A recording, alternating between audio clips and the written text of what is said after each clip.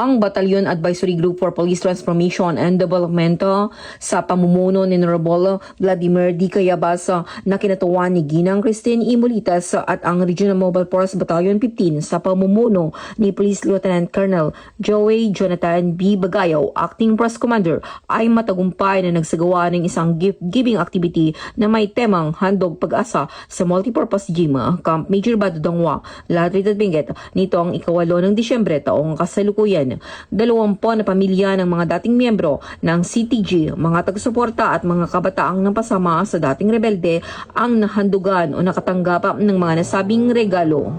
Ang aktibidad ay pinangunahan ni Police Major Dexter A.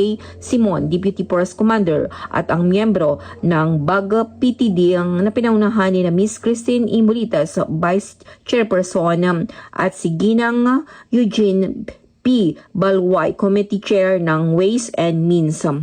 Ang tagumpay na kaganapan ay naging posible sa pamagitan ng kabutihang loob at walang humpay na suporta ng mga miyembro ng nasabing grupo at ang mga kasosyong stakeholder kabilang ang Rotary Club of Downtown Section Cordillera, Adibay Lions Club, Zonda Club of Baguio, National Chaplain of the Philippines, Jubilee in Jesus Fellowship at Union School Academy International.